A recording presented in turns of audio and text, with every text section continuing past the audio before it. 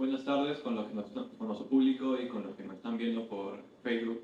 Este es el primer evento del Círculo de Estudios Conatus y en esta oportunidad la conferencia es acerca de los dos primeros prólogos de la crítica de la razón pura. De alguna manera es la conclusión de las lecturas que hemos tenido previamente de esta obra. Y en esta ocasión, esta conferencia va a estar a cargo del doctor Víctor Hugo Martel Paredes, catedrático del Seminario de Kant y del Seminario de Hegel de nuestra universidad, y también es coordinador del grupo de investigación Lenguas y Filosofías del Perú. Gracias, profesor, por estar aquí, y entonces le doy paso. Gracias, Fabián. A ver, sí. Bueno, primero, gracias por la invitación.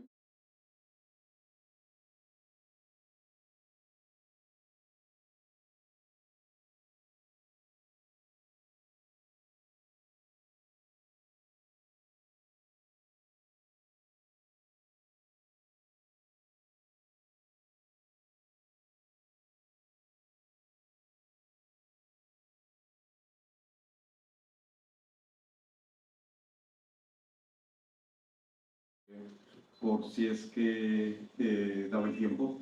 Ya, entonces, bueno, vamos a empezar un poco con los prólogos. Quería empezar en realidad la conversación sobre los prólogos. Preferiría que fuera así, ¿no? Como una conversación, ¿no es cierto?, que tenemos. ¿Ya?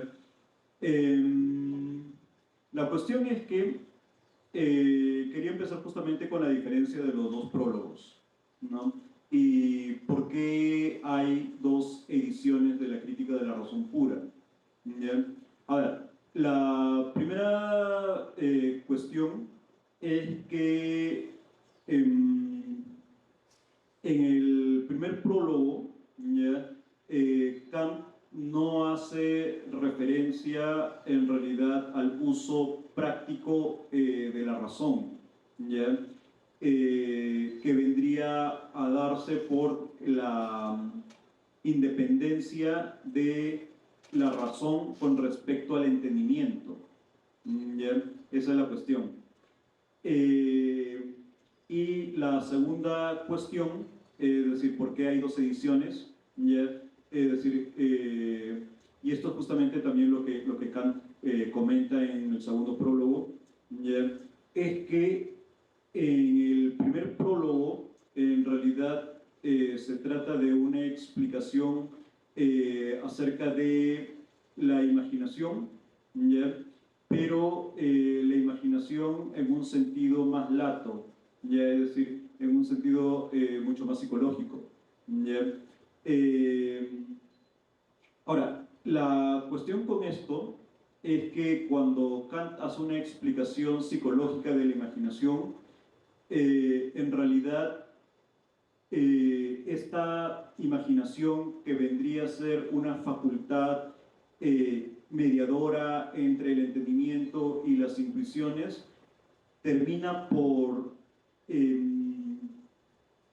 hacer de la razón parte del entendimiento, y eso es lo que no se quiere. Y eso es lo que no se quiere.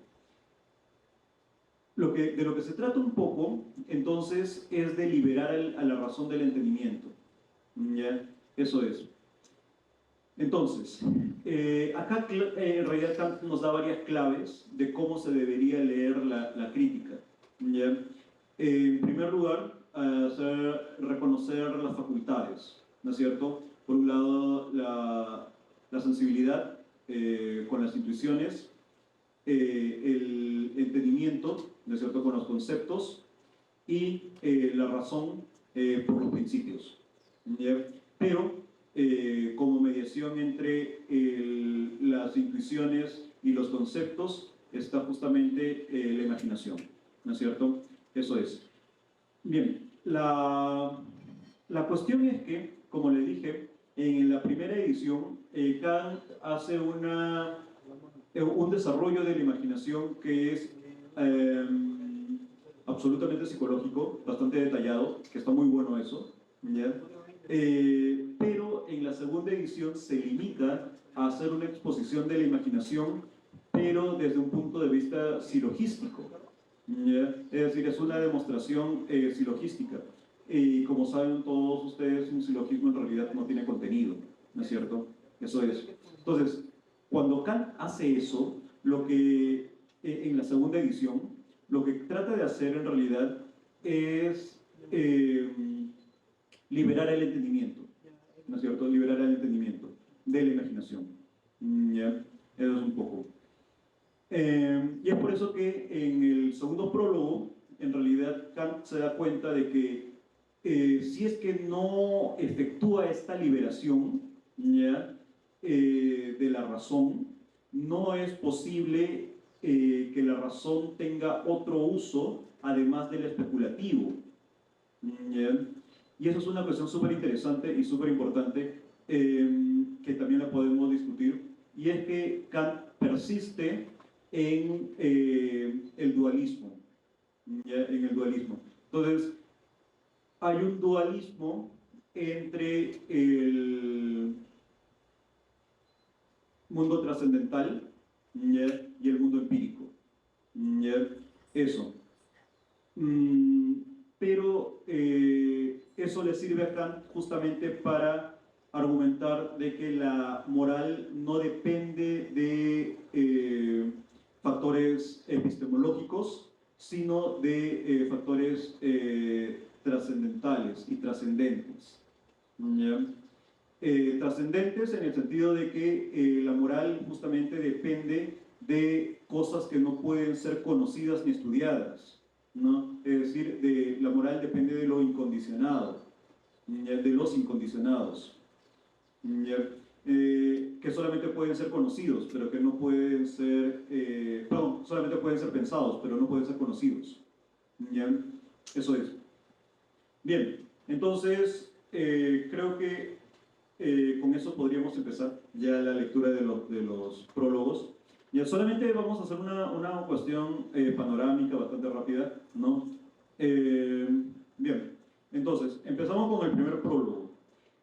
En el primer prólogo, en realidad, Kant empieza de una manera bastante elocuente, eh, emulando un poco a la metafísica de Aristóteles, ¿no? Cuando, por ejemplo, en la metafísica de Aristóteles, él dice, el hombre desea por naturaleza conocer, ¿no? Y Kant dice lo mismo, empieza de la misma manera, ¿no? Dice, la razón humana tiene en el género de sus conocimientos el singular destino de verse agobiado por preguntas que no puede eludir, ¿no?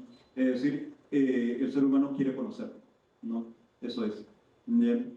Ahora, la cuestión es que Kant dice, sí, pues hay preguntas que desbordan nuestro conocimiento. Bien. Hay preguntas que en realidad desbordan el mundo físico epistémico. Bien. Preguntas, por ejemplo, como Dios, la inmortalidad del alma, la totalidad del mundo, ¿no? Entonces, estos tres temas, ¿ya? Dios, alma y mundo, en realidad son temas metafísicos. ¿Ya? La cuestión es que Kant dice, no está mal que la razón tenga, o el entendimiento, tenga por objetos estos tres elementos metafísicos. ¿Ya? El problema está en querer o tener la pretensión de conocerlos. Y aquí viene justamente una crítica que hace a la metafísica, ¿no? Entonces, la metafísica, justamente como le decía, tiene por objetos estos tres elementos. Ya el problema está en que la metafísica obra solamente mediante conceptos, ¿ya? Obra solamente mediante conceptos, y ese es el problema, ¿ya? Entonces, Kant para eso hace una historia de la metafísica, ¿no es cierto? Y hace diferencias entre las clases de metafísica que ha habido, ¿no? Entonces, bien, entonces, a ver, si Fabián me puedes ayudar con el cuarto párrafo.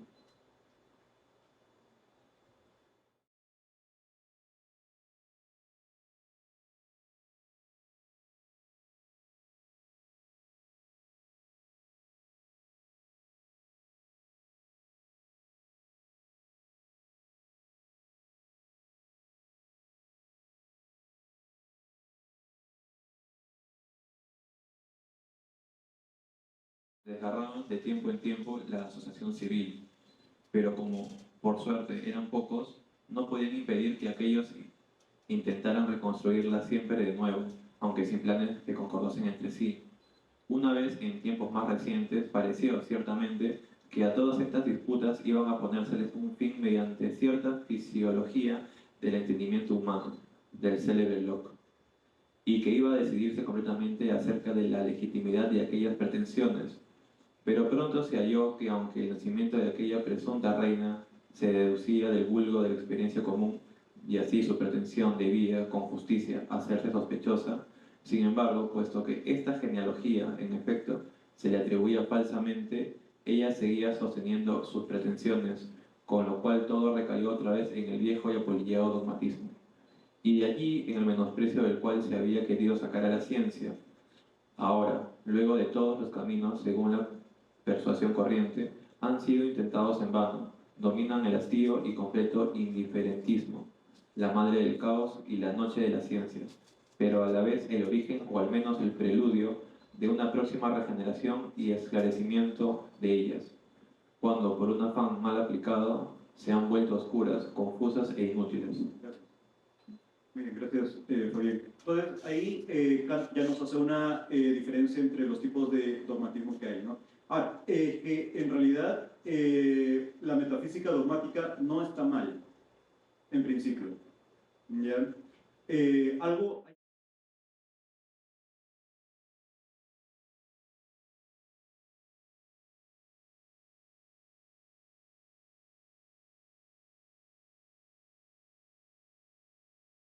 lo asume y lo acata, ¿ya? En la crítica, ¿ya? Y de allí, por ejemplo, tienen ustedes las trilogías, ¿no? Es decir, claro, las 12 categorías que se dividen en tres grupos cada una, ¿no es cierto? Perdón, en 4 grupos de 3, ¿no? Y también, por ejemplo, su argumentación silogística, ¿no es cierto? Entonces, y además proceder por medio de conceptos, ¿no es cierto? Y hacer justamente esa diferencia entre el origen del conocimiento y la procedencia del conocimiento, ¿no es cierto? Entonces, el conocimiento en realidad empieza justamente por los conceptos, ¿no es cierto? Pero se debe justamente a las intuiciones. Entonces, en sí misma, la metafísica dogmática no es mala, ¿ya? En sí misma no es mala, que tiene buen método, ¿ya? Y eso es lo que dice Kant, ¿ya? Ahora, el problema está en que el dogmatismo, que ya es otra cosa, ¿ya? El dogmatismo pretende conocer estos conceptos o estos incondicionados, ¿ya? Simplemente por conceptos sin ningún tipo de referencia, ¿ya? Sin ningún tipo de referencia, es decir, sin ningún tipo de intuición. En este punto, en realidad, quería también hacer una digresión, ¿ya? Con respecto a este dogmatismo y a qué se le llama incondicionado, ¿no? Porque en realidad el concepto de incondicionado es sumamente importante para Kant y también para entender la crítica, ¿ya?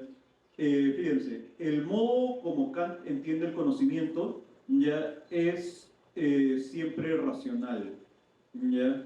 Ahora, cuando hablamos de racional, quiere decir de que todas las explicaciones de Kant deben tener alguna razón, ¿ya? Es decir, todas las cosas están justificadas, todas las cosas tienen un orden, digamos, no tienen una razón, ¿ya? Pero esa razón que justifica a mi argumento debe tener otra razón, ¿no? Y esa otra, y otra, y otra, y otra, y otra. Y entonces se compone una cadena de razones, ¿no es cierto? Que termina siendo justamente una cadena causal, ¿no? El problema está en que con respecto al conocimiento y las cadenas causales del conocimiento, ¿no es cierto? El problema es triple, ¿no es cierto? Por un lado, esta cadena causal puede ser finita, puede ser, si es finita, entonces, ¿quién determina cuándo se termina la cadena causal? ¿No? Si es que nosotros no establecemos un criterio justificado para determinar el fin de la cadena causal, entonces el conocimiento es arbitrario. ¿Está bien? Pero, por otro lado, si decimos, bueno, que la cadena causal no importa que no tenga fin, ¿no es cierto? Entonces, nos damos con la perplejidad de que el conocimiento no tiene ningún tipo de justificación, ¿no? El conocimiento está injustificado completamente, ¿no? Y el tercer problema es, si es que la cadena causal no es ni finita ni infinita, entonces solamente queda que sea circular, ¿no? Pero si es circular, entonces es una falacia de petición de principio, ¿no? Entonces, Kant decide que el conocimiento debe estar justificado. ¿Ya? Y sobre esto, sobre esta definición de conocimiento, ¿no es cierto? Como una creencia verdadera y justificada, se puede conversar después, ¿ya? Pero eso ya es otra cosa. La cuestión es que para Kant justamente el conocimiento tiene que ser esto, ¿no? Tiene que ser una creencia verdadera y justificada. La cuestión es que esta justificación viene dada por el término de la cadena causal, ¿no es cierto? Ahora, ¿dónde termina la cadena causal? La cadena causal termina justamente donde ya no hay más causas, ¿no es cierto? Entonces, el término de la cadena causal debe ser un principio que no pueda tener razones. ¿Ya? Ahora, ¿cuál puede ser este principio que no tiene razones? Este principio que no tiene razones debe estar fuera del tiempo, ¿ya? Y tiene que estar fuera del espacio, ¿ya? Es decir, el término de la cadena causal no puede estar condicionado por alguna razón, porque si no, entonces seguiría siendo parte de la cadena causal, ¿no es cierto? Estaría injustificado todavía, ¿no? Entonces, a eso se refiere por incondicionado, ¿no es cierto? El incondicionado debe estar fuera del espacio y del tiempo, y por lo tanto no debe haber una razón que lo justifique, ¿ya? En el sentido en que ese incondicionado no puede ser conocido, pero sí pensado, ¿no es cierto? Y por esto se refiere en realidad Kant a los principios metafísicos, ¿no? Dios, alma y mundo, ¿no? Dios, alma y mundo. Justamente pensar al mundo como una totalidad ya es un principio metafísico, ¿no? Porque la cuestión es que nosotros no podemos tener percepciones de totalidad. Nosotros solamente podemos tener sensaciones particulares de una silla, pero no de las sillas, digamos, no de la totalidad de las sillas, ¿no? Entonces, eso es. Bien, entonces, eso con respecto en realidad a los incondicionados, ya que justamente son materia de la metafísica que Kant está conversando ahorita, ¿ya? Y como le decía, y con esto acabé ya mi digresión, ¿ya? La metafísica dogmática, le decía, ¿no es cierto? El problema de ellos es justamente que se basan solamente en conceptos, pero no en un sustento empírico, ¿no? Eso es. Para eso, entonces, existe esta réplica, ¿no es cierto?, de los metafísicos escépticos, ¿ya? Que vendría a ser justamente los empiristas británicos, ¿no es cierto? Hume, por ejemplo, ¿no? Que es el máximo representante, ¿no? Ahora, el problema con Hume, y esto también lo dice Kant, ¿no es cierto? Y esto ya lo dice en la dialéctica, ¿no? El problema de los escépticos es que los escépticos en realidad solamente toman los polos opuestos de una argumentación, pero no llegan a ninguna conclusión, ¿no? Entonces, son solamente contradicciones, ¿no es cierto? Que no llegan a ninguna solución. Por ejemplo, esto lo toma justamente, como le decía, en la dialéctica, ¿no es cierto? En la dialéctica de lo que se trata es de ver conceptos para los cuales no hay posibilidad de conocimiento. Ya, entonces, cuando se habla, por ejemplo, de si el mundo es finito o infinito, ¿no es cierto? El mundo, como le decía, tomado como una totalidad, ¿no? Entonces, el dogmatismo escéptico lo que haría justamente es argumentar las dos posiciones, ¿no? El mundo es finito por tales razones y el mundo es infinito por tales razones, ¿no? Y los dos tienen razón, ¿no? Y los dos tienen razón. Entonces, no se llega en realidad a ninguna solución con respecto a esto, ¿no? Bien, ahora, cuando Kant hace su elogio a Hume, ¿no es cierto? Y tiene razón, ¿ya? Lo que dice es justamente, se refiere a esta división que Hume había hecho entre propiedades primarias y propiedades secundarias de los objetos, ¿no es cierto? Las propiedades primarias son las que corresponden al objeto, ¿ya? Y las propiedades secundarias son son las propiedades que nos afectan como sujetos, ¿ya?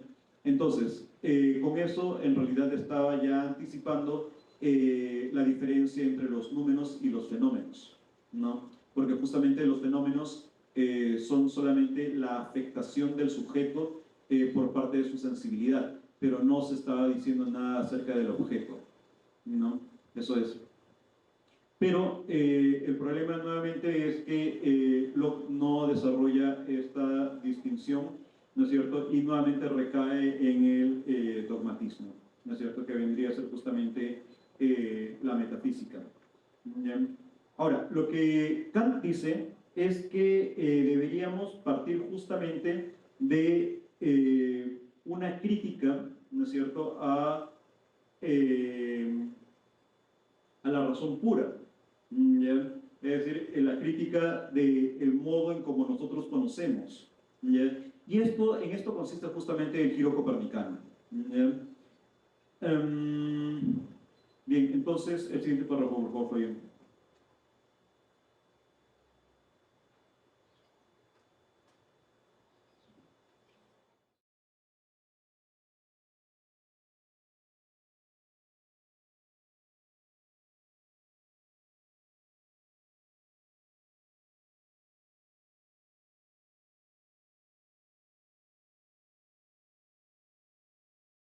Quieren hacerse irreconocibles gracias a la mutación del lenguaje escolástico en un tono popular, recaen también en la medida en que piensan en general algo, inevitablemente en afirmaciones metafísicas, ante las que tanto desdén afectaban.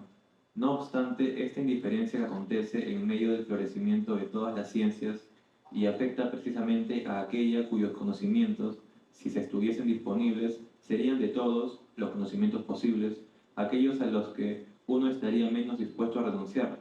Es un fenómeno que merece atención y reflexión.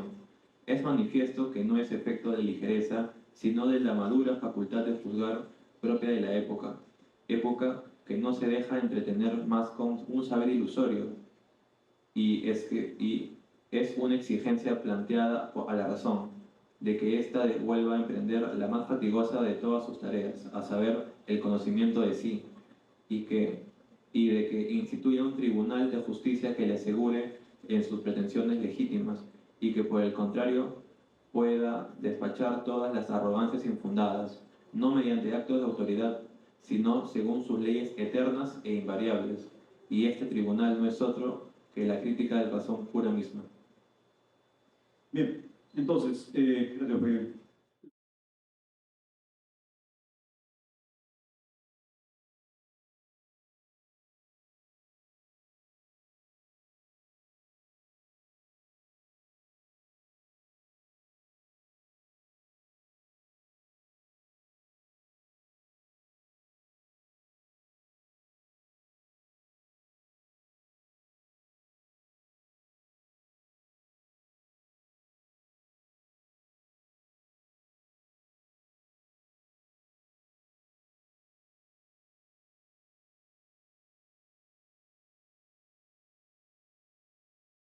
todos los conocimientos posibles, aquellos a los que uno estaría menos dispuesto a renunciar, es un fenómeno que merece atención y reflexión.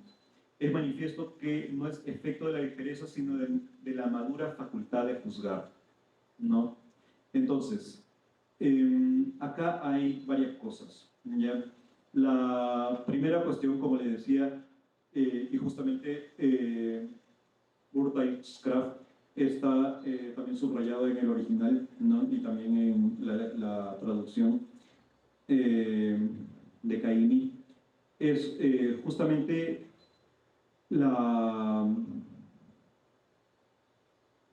esta importancia que Kant le da a la imaginación, ¿no es cierto?, mediante la crítica del juicio, ¿ya? O sea, lo que interesa del juicio no es simplemente el conocimiento mediante conceptos, porque como dirá Kant ya en el cuerpo de la crítica, ¿no es cierto?, por ejemplo, un médico que conozca todos los conceptos, ¿no es cierto?, o perdón, un estudiante de medicina que conozca todos los conceptos, eso no lo convierte automáticamente en un buen médico, ¿no? Lo que hace que un buen médico sea un buen médico es justamente la capacidad que tiene de aplicar los conceptos a los casos particulares, ¿no es cierto? Y a eso lo llama Kant la capacidad de juzgar, ¿no es cierto?, la facultad de juzgar.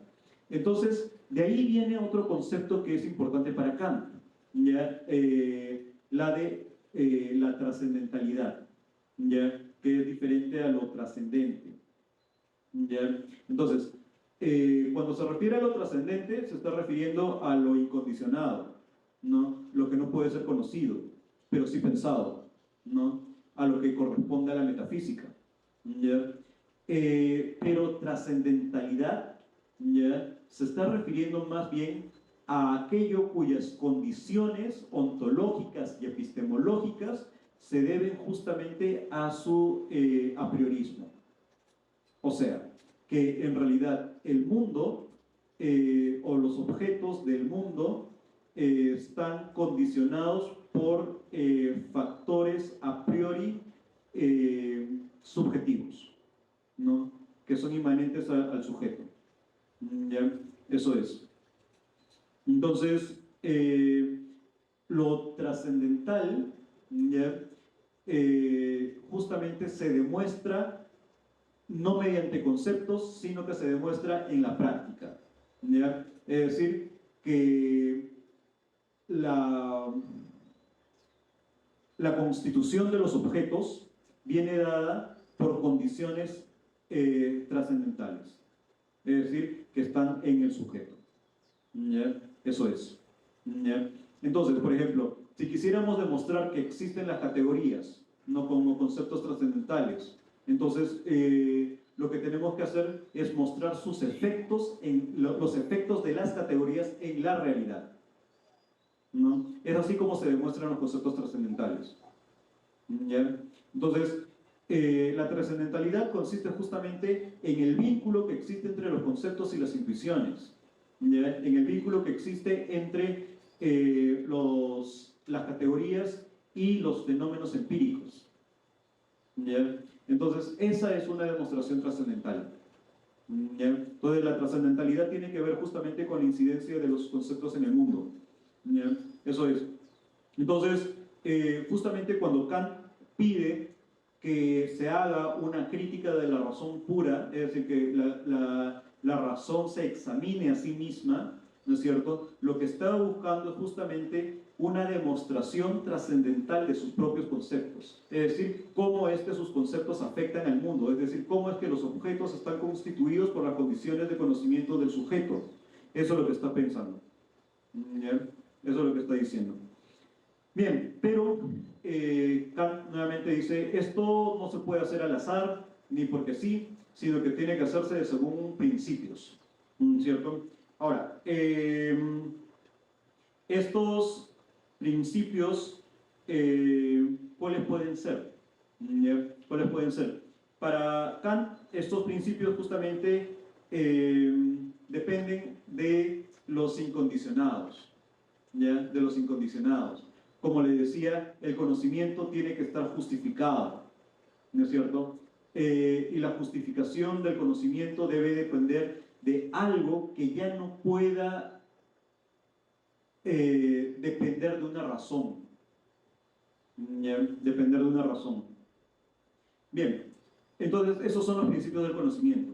¿Ya? Esos son los principios del conocimiento. Pero, como le decía, este conocimiento no puede ser solamente a partir de conceptos, sino que tiene que ser también por medio de intuiciones. Ahora, para Kant las intuiciones son de dos tipos. ¿Ya? Hay intuiciones que son puras y también hay intuiciones que son empíricas. ¿Ya? Las intuiciones puras justamente son el espacio y el tiempo, ¿ya? Pero las intuiciones empíricas son los sentidos, ¿ya? Son los sentidos.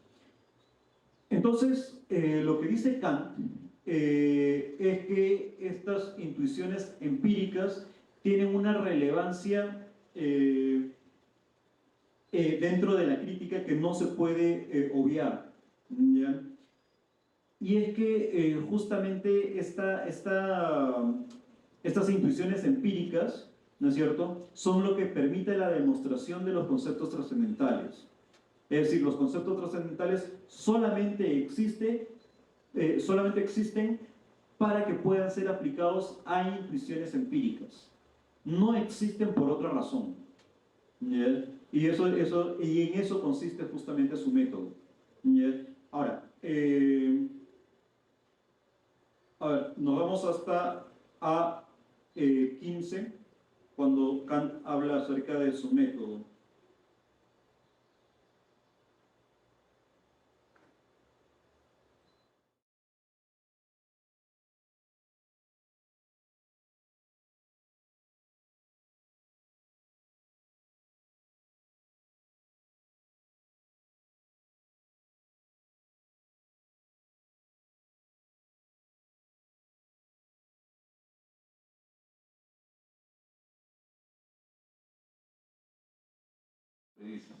Sí, gracias, Fabián.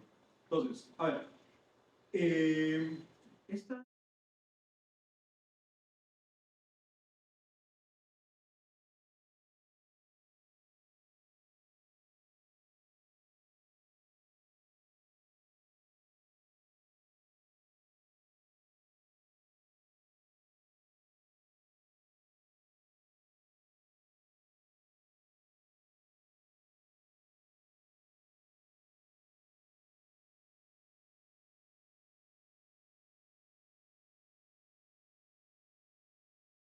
que consiste justamente el error de los dogmáticos. ¿Ya? Es decir, los dogmáticos creen poder conocer el mundo, ¿no es cierto?, solamente por medio de conceptos, pero descuidan las intuiciones, ¿no es cierto? Es decir, tratan a las intuiciones como si fueran conceptos, ¿no es cierto? Y es por eso que piensan que el mundo es lógico, ¿no es cierto?, cuando no lo es. La lógica en realidad corresponde al entendimiento, pero no al mundo, no al mundo. Y esta es otra cuestión que vamos a ver en un momento que es sumamente interesante. ¿Ya? Bien, entonces cuando se refiere a la certeza, ¿no es cierto?, se refiere justamente al entendimiento mismo, ¿ya? Al entendimiento mismo.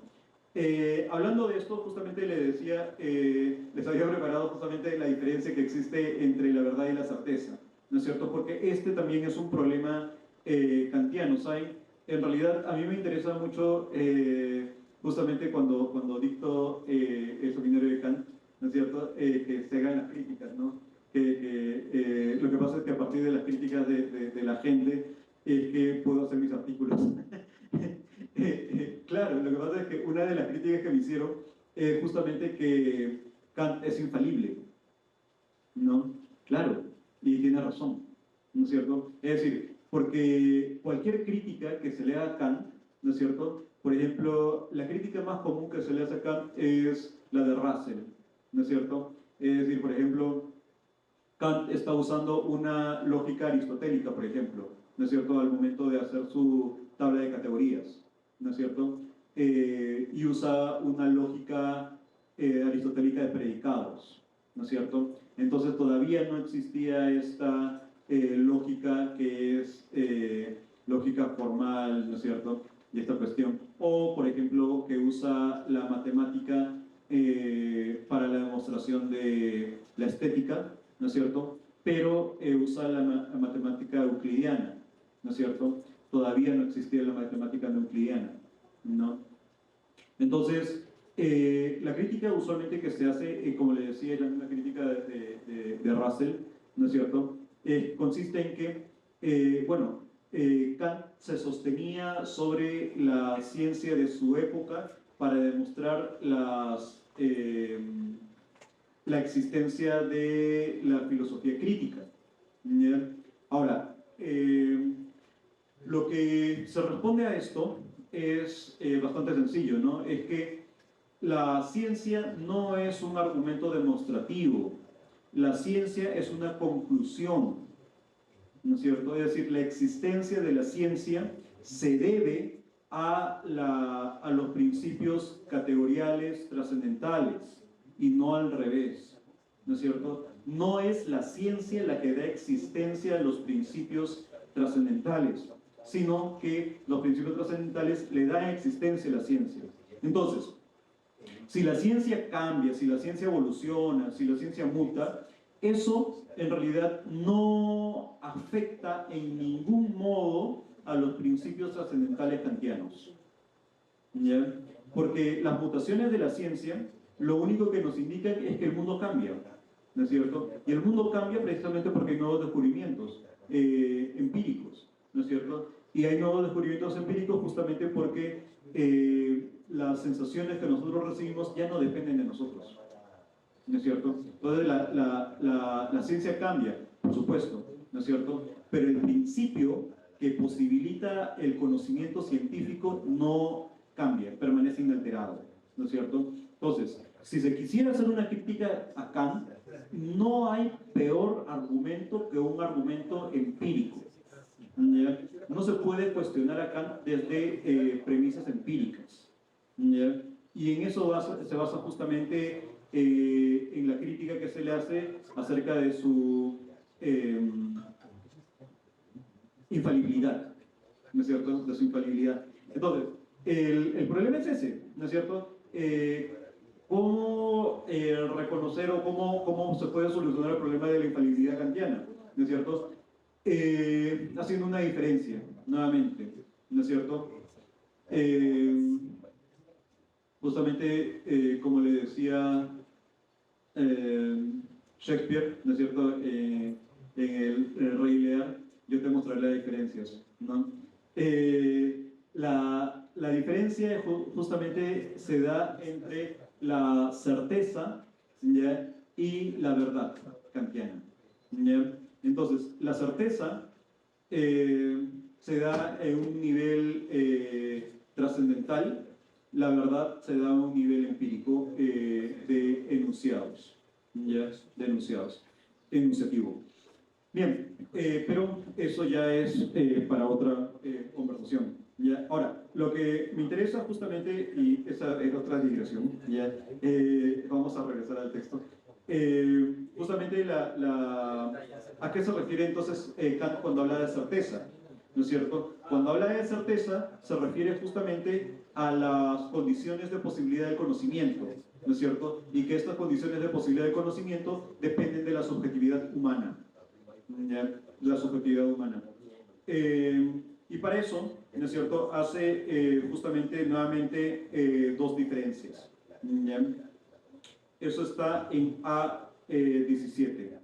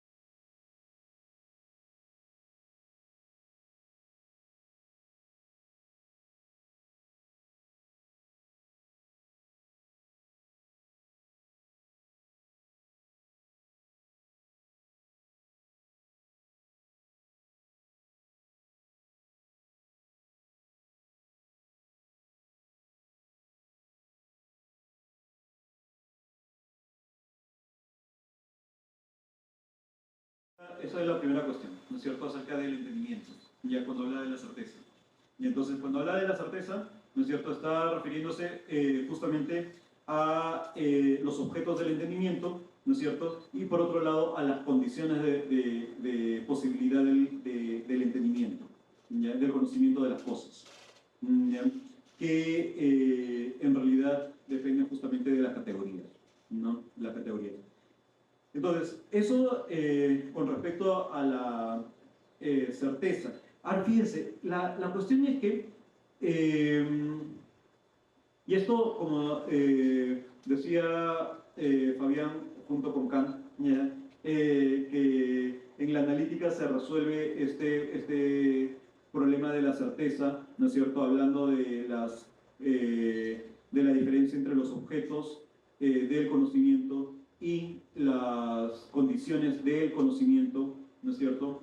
En realidad vamos a darnos cuenta que ambas cosas son lo mismo, ¿ya? Son lo mismo. Pero, bueno, eso ya lo veremos en el seminario. Bien, entonces, la segunda parte, ¿no es cierto? Además de la certeza, Kant dice también debe haber distinción, ¿no es cierto? Y esta distinción está en A18.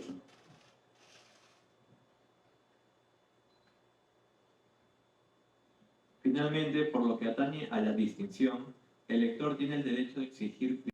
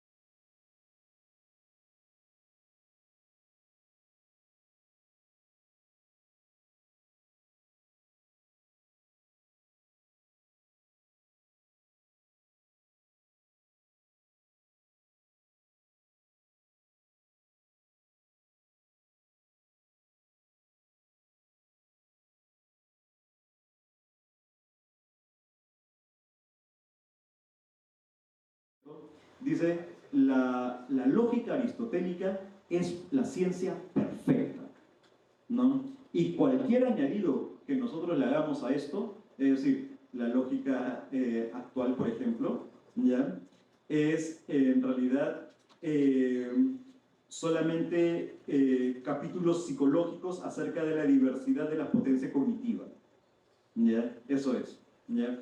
Y eso es lo que dice Kant, ¿no? Y lo dice explícitamente, ¿no? No estoy inventando nada. Bien, entonces dice, la lógica es tan perfecta, ¿no es cierto?, que en realidad, como le decía, no se le puede añadir nada más, ¿no es cierto? No ha avanzado nada la lógica no ha evolucionado nada, ¿no es cierto?, precisamente por su perfección, ¿no es cierto? Ahora, lo que Kant dice es justamente eso, ¿no? Que en realidad esta lógica tiene que ser la propedéutica de todas las ciencias, ¿ya? Pero allí hay varias cosas, ¿ya? La primera cuestión es que la lógica en realidad es propedéutica de todas las ciencias, pero la lógica carece de contenido, ¿ya? La lógica carece de contenido. La segunda cuestión, y que se deduce de la primera cuestión, es que como la lógica carece de contenido, no se puede hacer filosofía de la lógica, no se puede hacer teoría de la lógica. Porque hacer teoría de la lógica implica hacer teoría de conceptos vacíos, ¿no? Es hacer metafísica, ¿ya? Y de eso está perfectamente consciente Kant, ¿ya? La lógica no tiene contenido, ¿ya?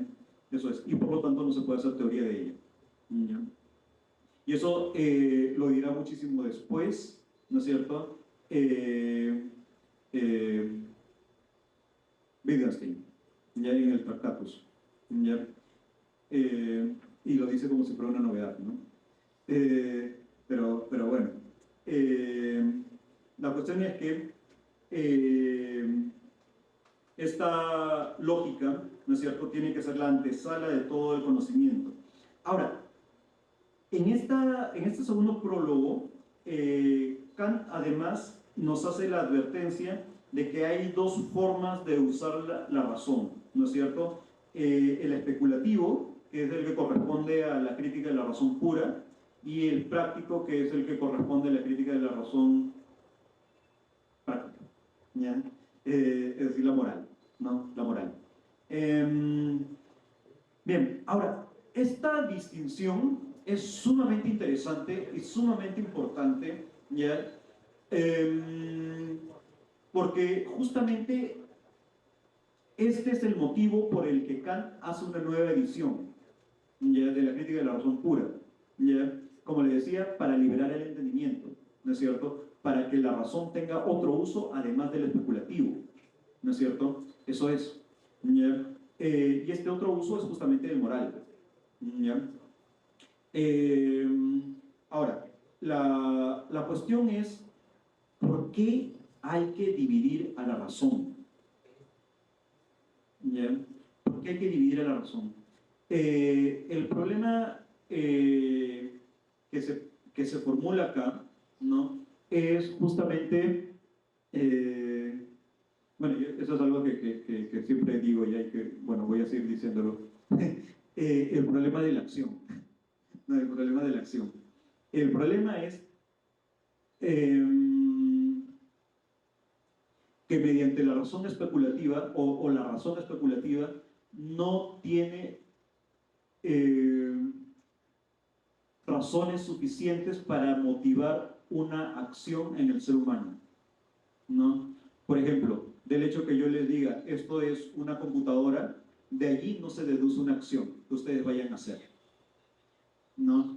Eso es. Es decir, del conocimiento de un objeto no se deduce un comportamiento, ¿ya? Eso es. La acción depende justamente de la parte práctica, de la parte moral, que tiene que ver justamente con la intención, con la intención del sujeto, ¿ya? Entonces, el problema es que si Kant une la razón práctica y la razón especulativa, nos quedamos sin motivaciones de acción. Y de eso se había dado cuenta. ¿Ya? De eso se dio cuenta. Entonces, no pueden estar vinculadas por esa razón, ¿ya? Bien, pero fíjense, esta discusión es una discusión súper contemporánea, ya súper contemporánea, porque de lo que se trata es saber cómo es que el ser humano actúa, ¿no? Es decir, cuáles son las motivaciones de la acción. Porque yo le decía, ¿no es cierto?, la razón especulativa no es suficiente razón para motivar a la acción. Pero, por ejemplo, si yo les digo, está lloviendo o hace calor, ¿no es cierto?, solamente un loco se pondría una camisa sobre un polo.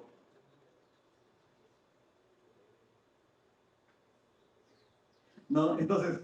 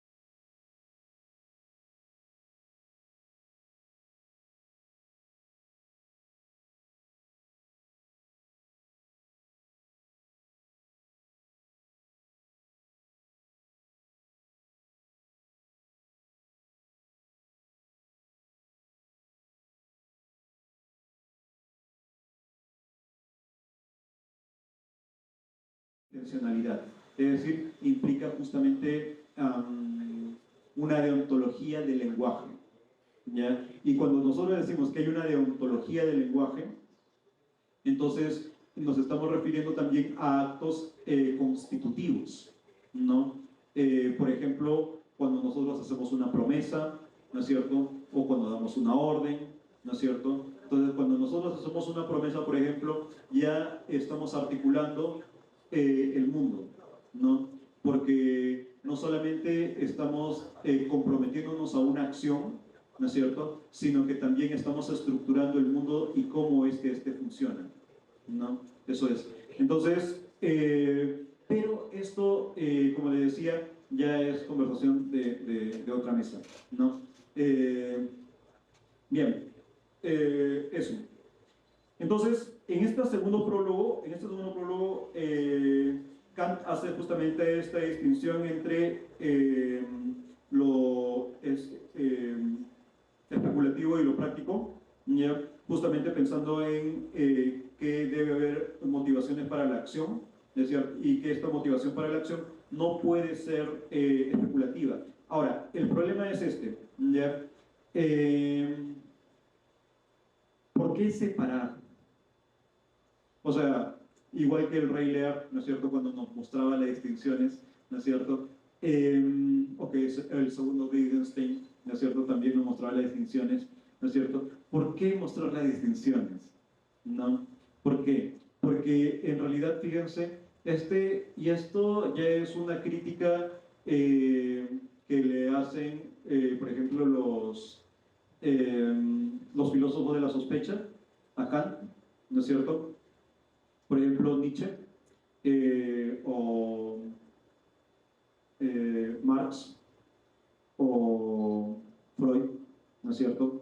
Acerca de por qué hacer estas diferencias. Porque estas diferencias en realidad nos conducen a más problemas, ¿no?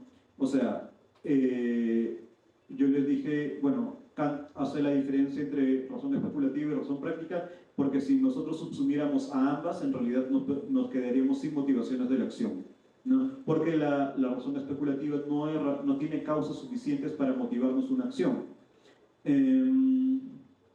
Pero, como le decía, eso nos lleva a problemas que ya son más antiguos, ¿no es cierto? Por ejemplo, la separación de las sustancias cartesianas, ¿no es cierto? Por ejemplo, ¿no? Que es un problema que también se adopta acá, ¿no? Es decir, ya no se trata el problema de la mente-cuerpo, ¿no es cierto? Se trata más bien del problema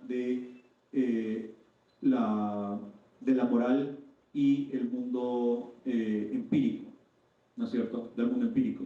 Y de ahí se deducen las críticas de Hegel a Kant, ¿no es cierto? Y de ahí también se deduce, por ejemplo, los problemas del reconocimiento de Honneth, ¿no? Entonces, esto que hace Kant, ¿no es cierto?, la distinción entre la razón especulativa y la razón práctica condujo a toda la filosofía contemporánea, ¿no? Y que es justamente interesante, pero la idea es que los filósofos posteriores a Kant, ¿no es cierto? Y cuando digo posteriores a Kant me refiero a todos ustedes, ¿ya? Es que todos tratan de volver a unir estas cosas, ¿ya? Es decir, que estas diferencias vuelvan a ser una unidad, ¿ya? Y por ejemplo, esto empezó inmediatamente después de Kant, con los románticos y los, ¿no? Y los idealistas, ¿no? O sea, trataron de encontrar una raíz común a todas las diferencias, ¿no? Pero, como les decía también ahorita, ¿no es cierto? Habermas, Apple, Honneth, todos ellos tratan de volver a una unidad, ¿ya? Todos tratan de volver a unidad, ¿ya? Ahora, esta, como les decía, es una pretensión vana, ¿no? Porque esto, claro, en realidad hacer filosofía es justamente el análisis de las cosas, ¿no es cierto? Dividir las cosas, ¿no es cierto? Cuando nosotros tratamos de sintetizar algo, en realidad terminamos dividiéndolo más, ¿no? Ese es el problema, ¿ya? Bien, entonces, retomando, ya terminó mi digresión nuevamente, ¿ya? Retomando la razón especulativa, ¿no es cierto? Kant dice, bueno, es que la ciencia, ¿no es cierto? Uno un poco criticando también a la metafísica, ¿no es cierto? Dice, la ciencia se ha adueñado del conocimiento, ¿no es cierto?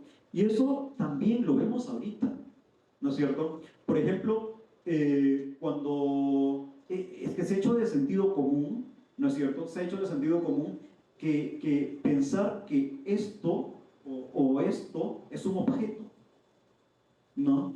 O sea, la gente realmente piensa que esto es un objeto, o que eso es un objeto, o que vivimos con objetos. ¿Pero por qué pensamos eso? Porque pensamos de que el mundo es objetivo, que pensamos que el mundo es independiente de nosotros, ¿no es cierto? Y que está mal visto pensar que algo es subjetivo, ¿no? O sea, cuando digo que algo es subjetivo, que se piensa que es antojadizo, arbitrario, etc., ¿no es cierto? Lo subjetivo está pasando a ser algo peyorativo, ¿no? Pero ¿por qué? La razón de por qué pensamos de que vivimos en un mundo objetivo es precisamente porque vivimos en un mundo científicamente normado. Es decir, nosotros pensamos de que la única norma de conocimiento es la ciencia, ¿no es cierto? Y no la cuestionamos. O sea, que la ciencia se cuestione a sí misma es justamente un cuestionamiento entre positivistas, en realidad, ¿no? Y es así, pero nadie se cuestiona realmente eso, ¿ya?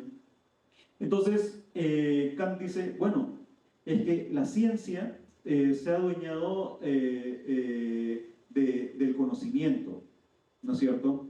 Entonces, lo que tenemos que hacer es justamente aplicar el método científico a la metafísica, ¿no es cierto? Hacer de la metafísica una ciencia, ¿ya? Entonces, ¿cuál es el método científico?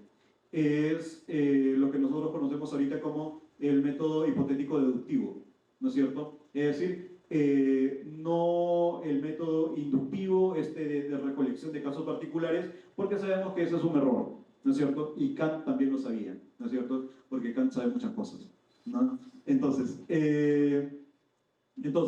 la idea de Kant no es la recolección de casos particulares, sino más bien, como le decía, el método hipotético deductivo, que consiste en ver un problema de la realidad, ¿no es cierto? Y especular alguna hipótesis que solucione este problema, ¿ya? Entonces, no es la realidad la que se nos impone, sino más bien es un concepto mental el que se impone a la realidad, ¿ya? Y esto funcionó para según Kant, ¿ya? Para la matemática y para la física. Y también debe funcionar para la metafísica. ¿Ya? Entonces, esto solamente para decirlo ya, para que vean que no estoy inventando cosas. ¿Ya? Sí, estábamos en B13.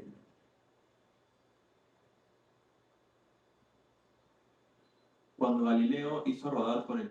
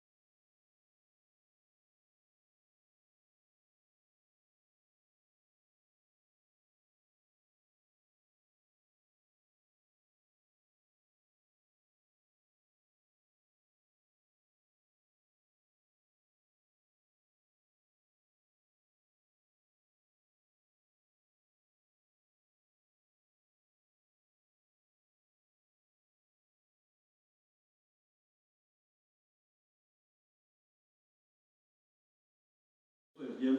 La idea es que justamente la ciencia, dice Kant, ¿no es cierto?, funciona justamente cuando nosotros le imponemos ideas o conceptos a la naturaleza y no al revés. No es la naturaleza la que se nos impone con sus leyes. Las leyes de la naturaleza no existen independientes del sujeto, sino que las leyes científicas en realidad son principios del entendimiento humano, ¿ya?, que nosotros imponemos a la naturaleza, pero que nosotros tampoco podemos ser ciegos de atender a la naturaleza, ¿no es cierto? Porque, claro, la idea es que estos principios los imponemos a la naturaleza, pero la naturaleza también ofrece resistencias, ¿no es cierto? Entonces ahí viene justamente la verificación, ¿no? La verificación.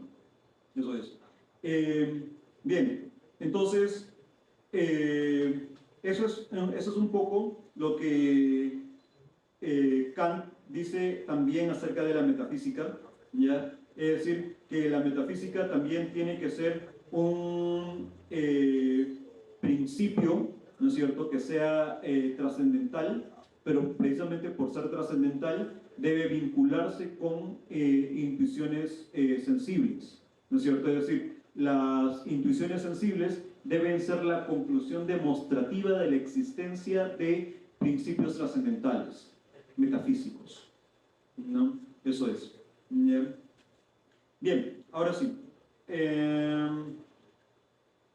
Y bueno, ahora vemos la segunda parte, ¿no es cierto? La segunda parte que les había contado, ¿no? Que es justamente la parte práctica, ¿ya? Eso está en B21, ¿ya? Es decir, aquí justamente no va a hablar acerca de estos incondicionados, ¿no es cierto?, de los que habíamos hablado, y de los principios de la metafísica, ¿no es cierto? Los principios de la metafísica que tienen justamente que ver con la relación que hay con la razón especulativa o con el mundo empírico, ¿no? Eso es.